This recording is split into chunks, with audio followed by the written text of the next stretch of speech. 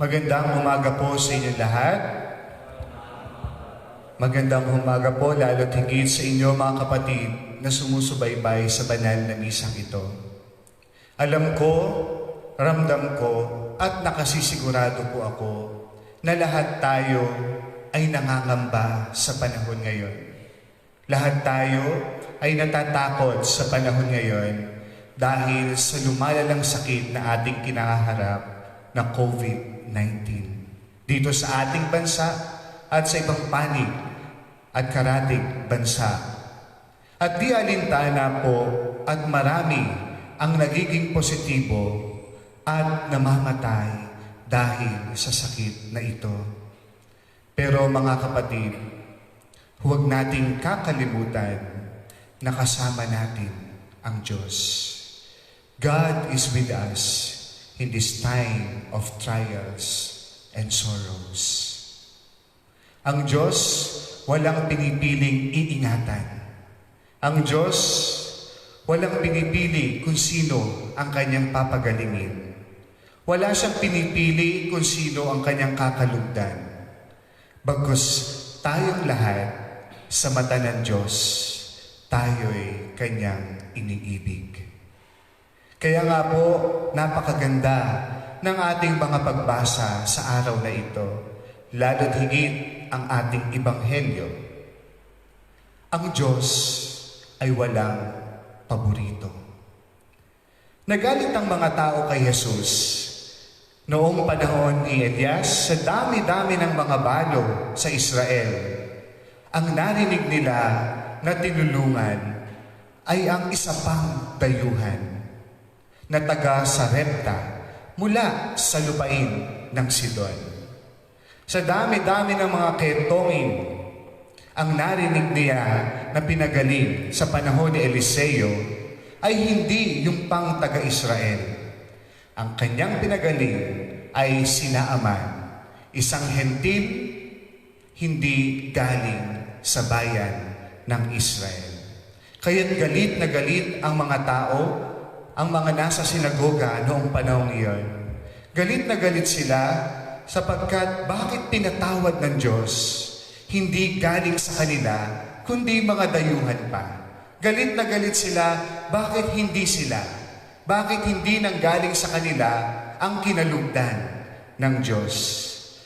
Akala kasi po nila, o para sa kanila lamang ang pag-ibig ng Diyos. Sa kanila lamang yung dapat nakagalingan na magmumula sa Diyos. Para bagang sinasabing, dapat sila lang ang maliligtas. Dapat sila lang ang gumaling. Dapat sila lang ang kalugdan ng Diyos sa kabila ng mga pagsubok. Para bagang sila lang ang anak ng Diyos. Pero mga kapatid, hindi iyon ang gusto ng Diyos. Hindi iyon ang nararapat. Mali ang kanilang pag-iisip. Sapagkat ang pag-ibig ng Diyos, ang pagmamahal ng Diyos ay para sa lahat. Hindi ang ibig sabihin na ang pag-ibig ng Diyos ay yung usong-usong salita ngayon, sana all. Dahil lahat tayo ay kanyang iniibig. Sana po ngayong panahon na ang ating bansa at ang iba pang panig, karatig bansa natin na naghihirap, dumaranas ng krisis sa kumakalat ng nakahahawang sakit na COVID-19. Huwag nawa tayong magtalo-talo. Huwag nawa tayong mag-away-away. Kung sino ba ang tutulungan ng Diyos? Kung sino ba yung kanyang pagagalingin? Kung sino ba ang kanyang pagagalingin? Sana huwag nang humantong sa ganong pagkakataon. Sana hindi na tayo magtalo-talo kung sino ang pagagalingin ng Diyos. Sana po, mga kapatid, sa oras na ito, ang pagtuunan natin ng pansin ay kung paano natin palalalimin ang ating pananampalataya. Kung paano natin pagtutuunan ng pansin na mas mapalalim natin ang ating relasyon sa ating Panginoong Diyos at kung paano natin madadala ang bawat isa patungo kay Kristo. Mga kapatid, tulad ng isinabuhay ng aming pintakasing patron ng mga may sakit na si San Camilo, siya'y naging halimbawa kung paano maglingkod sa mga may sakit. Para sa kanya, the poor and the sick are the heart of God.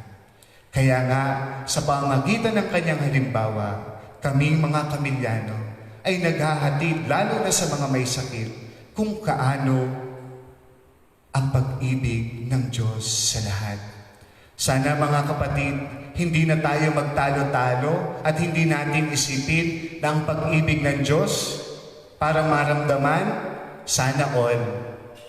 Sana ang isipin natin, God's love and healing is for all. Amen.